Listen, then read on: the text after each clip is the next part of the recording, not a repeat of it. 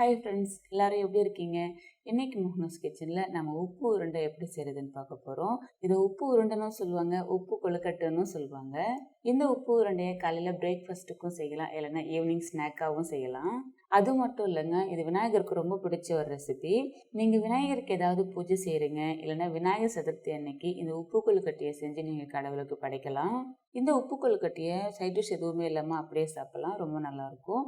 அப்படி இல்லைன்னா கார சட்னி, பூண்டு சட்னி மாதிரியான கொஞ்சம் காரமான சட்னி வச்சும் சாப்பிட்லாம். இந்த உப்பு உருண்டை செய்கிறதுக்கு முதல்ல நான் 1 டம்ளர் அளவுக்கு இட்லி அரிசியை நல்லா வாஷ் பண்ணிவிட்டு 4 மணி நேரம் ஊற வச்சு எடுத்துருக்கேன்.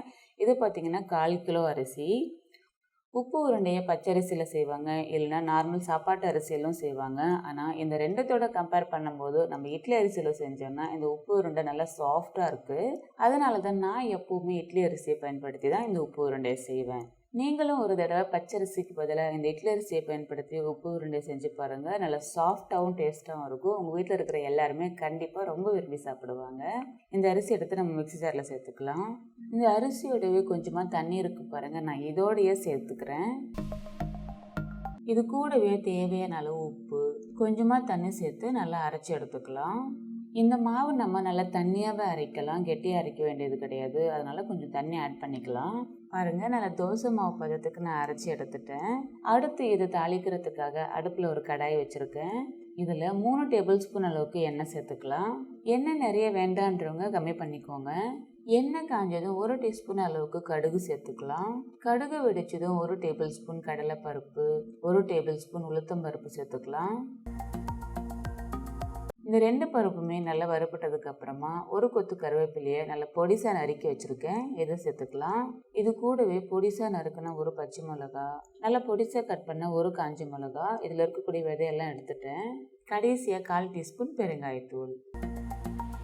இது எல்லாமே நல்லா வறுபட்டதுக்கு அப்புறமா நம்ம அரைச்சி வச்சிருக்கிற மாவு இதில் சேர்த்துக்கலாம். மாவு சேர்த்துட்டு நம்ம கலக்க ஆரம்பித்த உடனே இந்த மாவு நல்லா கெட்டிப்பட ஆரம்பிக்கும். கைவிடாமல் நல்லா கலந்துக்கோங்க. பாருங்கள், மாவு நல்லா கெட்டிப்பட்டுடுச்சு. எந்த நேரத்தில் நம்ம தேங்காய் சேர்த்துக்கலாம். நம்ம எந்த டம்ளரில் அரிசி அளந்தோமோ அதே டம்ளரில் 1/2 டம்ளர் அளவுக்கு தேங்காய் துருவல் எடுத்துக்கோங்க. இது கூடவே கொஞ்சமாக கொத்தமல்லியும் சேர்த்துட்டு கலந்துக்கலாம். இந்த தேங்காய் கொத்தமல்லி மாவோட நல்லா கலக்கணும்.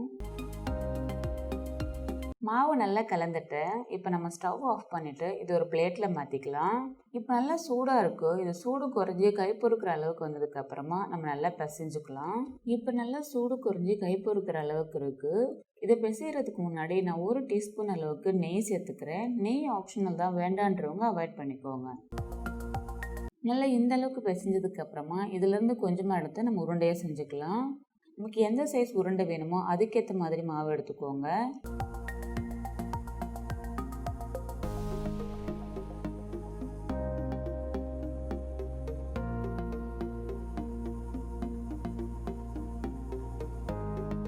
இப்போ எல்லா உருண்டையுமே செஞ்சாச்சு. அடுத்து இதை வேக வைக்கிறதுக்காக அடுப்பில் இட்லி பாத்திரம் வச்சுருக்கேன். இதில் அடியில் கொஞ்சமாக தண்ணி ஊற்றி வச்சுருக்கேன். இதில் நம்ம இட்லி தட்டு வச்சுக்கலாம். இதில் கொஞ்சமாக நான் எண்ணெய் தடவி வச்சுருக்கேன். இதில் நம்ம செஞ்சு வச்சுருக்கிற உருண்டையை வச்சுக்கலாம். நான் எடுத்த 1/4 கிலோ அரிசிக்கு எனக்கு பார்த்தீங்கன்னா 10 உருண்டை கிடச்சிருக்கு. எல்லா உருண்டையுமே உள்ளே வச்சதுக்கப்புறமா இதை க்ளோஸ் பண்ணிவிட்டு மிதமான சூட்டில் 10 நிமிஷம் வேக விடுங்க. இப்போ 10 நிமிஷம் ஆகிடுச்சி, நம்ம ஓப்பன் பண்ணலாம். அவ்வளோதாங்க, ரொம்ப டேஸ்டியான நம்முடைய உப்பு உருண்டை ரெடி ஆகிடுச்சு. அடுத்து நம்ம சர்வ் பண்ண வேண்டியது தான். இந்த ரெசிபி நீங்கள் வீட்டில் ட்ரை பண்ணி பார்த்துட்டு எப்படி இருந்துச்சுன்னு மறக்காமல் கமெண்ட்டில் சொல்லுங்கள். நான் ஏற்கனவே சொன்ன மாதிரி இந்த உப்பு உருண்டையை சைட் டிஷ் எதுவும் இல்லாமல் அப்படியே சாப்பிட்டாலும் ரொம்ப நல்லாயிருக்கும். நான் இன்றைக்கி காரசாரமான கார சட்னியோட இந்த உப்பு உருண்டையை சர்வ் பண்ணுறேன். இந்த உப்பு உருண்டையை நீங்கள் வீட்டில் செய்யுங்க, கண்டிப்பாக உங்கள் குழந்தைங்க ரொம்ப விரும்பி சாப்பிடுவாங்க. இந்த மாதிரி நிறைய கொழுக்கட்டை ரெசிபிஸை பார்க்க நம்மளுடைய சேனலை இது வரைக்கும் சப்ஸ்கிரைப் பண்ணாதவங்க சப்ஸ்கிரைப் பண்ணுங்கள். இந்த வீடியோவை எல்லாருமே பார்க்கணுன்னு நினச்சிங்கன்னா உங்களுடைய ஃப்ரெண்ட்ஸுக்கும் ஷேர் பண்ணுங்கள். மீண்டும் அடுத்த வீடியோவில் சந்திக்கிறேன். பாய்.